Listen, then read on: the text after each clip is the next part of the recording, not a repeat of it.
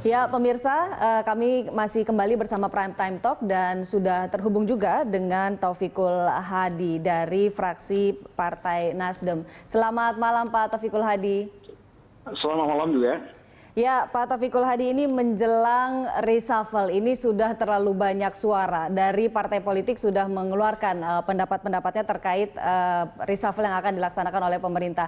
Bagaimana Nasdem melihat ini sendiri? Apakah ini sebuah bentuk intervensi atau bukan?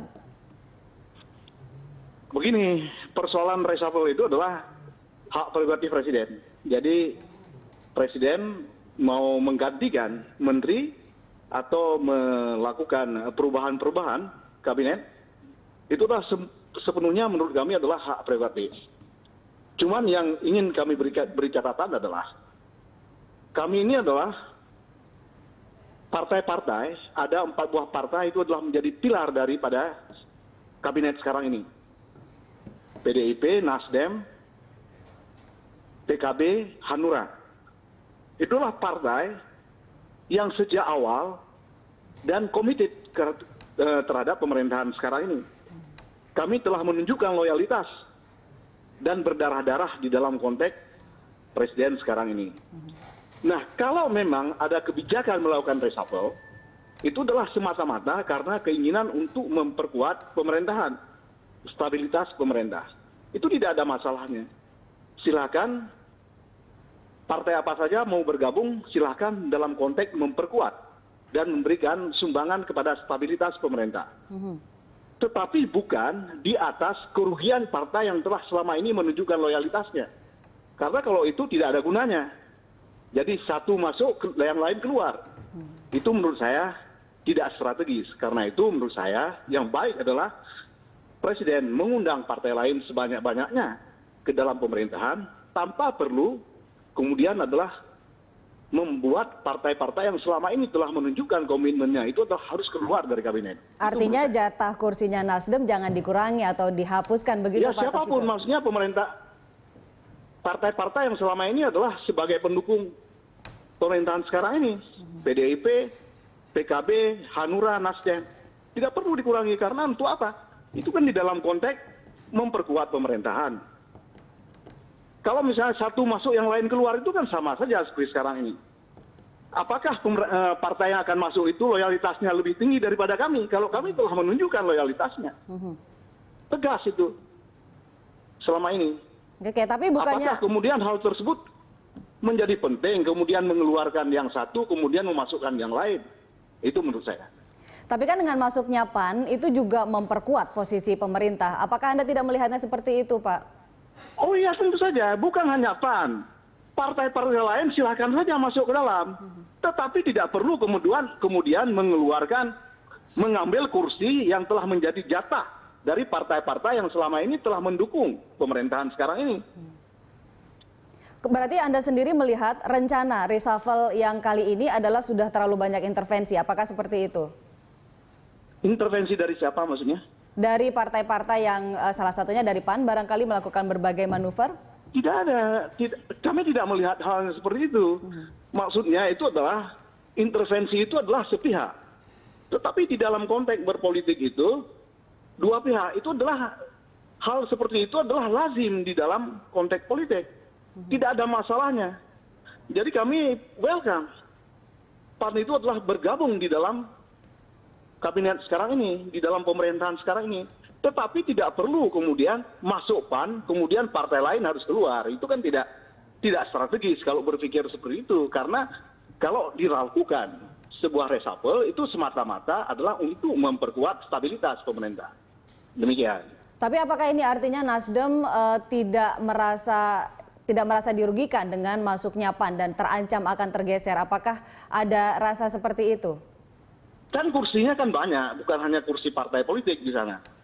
Kalau partai politik di awal itulah sudah berkeringat. Kami ini berkeringat terhadap presiden sekarang ini. Menurut saya ya menteri yang tidak berkeringat. Jadi kalau misalnya mau ada reshuffle, mereka yang harusnya dikurangi adalah yang bukan dari partai politik, seperti itu Pak? Kalau menurut saya lebih strategi seperti itu. Karena apa? Yang paling stabilitas itu akan diberikan oleh partai-partai politik yang ada kursi di parlemen. Itulah menjamin kemudian sebuah rencana pemerintah, program pemerintah. Baik, Itu akan Pak. diberikan, itu adalah oleh partai-partai yang ada kursi di parlemen. Tetapi kalau memang tidak ada, itu adalah persoalan politik yang lain. Sejauh mana mengatakan bahwa dia telah memberikan sumbangan terhadap stabilitas pemerintah. Itu menurut saya. Baik, Jadi kalau Pak menurut Taufikul saya Hadi. kalau misalnya PAN masuk, bagus. Tapi tidak perlu mengurangi jatah partai politik yang sekarang ini. Oke, baik Pak Taufikul Hadi, terima kasih atas masukannya. Kami beralih dulu sebentar, tahan dulu sebentar Pak ya. Kita masih mau berbincang dengan narasumber kami yang lain, Pak Bara kayaknya nih. Bagaimana dengan masuknya PAN? Katanya ya sudah memperkuat pemerintah tapi jangan ke jatah menteri. Ya, saya nggak bisa mengomentari ya. Lagi-lagi kan itu nanti presiden yang mengambil Oke. keputusan ya. Tentu saja presiden mempunyai hak otoritas untuk melakukan perubahan kalau dirasakan perlu. Oke. Tapi yang jelas memang maksudnya PAN itu tentu kami yakin akan memperkuat basis politik dari pemerintahan ini. Pak Burhan, bagaimana Anda melihatnya sikap dari Nasdem seperti ini? Ya, seperti yang tadi saya sampaikan, jadi masuknya PAN itu akan dianggap mengganggu jika alokasi yang sudah ditetapkan buat partai pendukung dari awal itu bisa dikurangi. Nah, itu baru menjadi ancaman. Terutama partai-partai yang secara matematika politik itu kekuatannya kurang lebih setara antara PAN, PKB, Nasdem ya. Kalau PAN kan sedikit di atas PKB dengan Nasdem, tapi dari sisi historis PKB dengan Nasdem lebih besar kontribusinya karena ikut mendukung Jokowi JK dari awal. Tapi poin saya begini, kalau kita baca ya, read between the line, apa yang disampaikan oleh Pak Taufik tadi, itu kan yang potensial kena reshuffle, kalau kita memakai asumsi yang beliau gunakan, itu kan menteri non partai politik, ya. Karena backup politiknya nyaris tidak ada. Jadi kalau misalnya di reshuffle, itu diasumsikan tidak punya komunikasi politik apapun. Nah, tunggu, ini kita harus baca secara lebih hati-hati itu ya. Kalau misalnya menteri dari kalangan partai politik, ada kekhawatiran loyalitas politiknya itu bisa terbelah.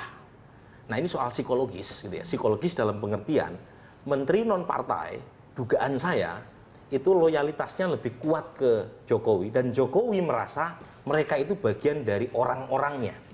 Jadi soal psikologis pada dasarnya. Nah, ketika bicara mereka non partai itu lebih bisa dia kendalikan, lebih bisa dia kontrol, tentu kembali ke Jokowi, bersedia atau tidak dia untuk mereshuffle menteri yang notabene bisa dia kontrol lebih besar ketimbang menteri yang berasal dari partai politik. Contoh soal Rini Sumarno, ini simpel sebenarnya. Ini persoalan apakah Rini itu dianggap lebih loyal kepada Jokowi ataukah dia menjadi sasaran dari teman-teman PDIP untuk direshuffle karena dianggap tidak lagi loyal kepada Ibu Mega.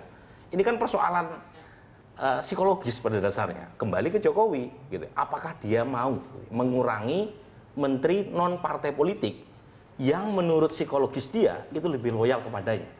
Nah, kembali juga kepada menteri dari kalangan partai politik.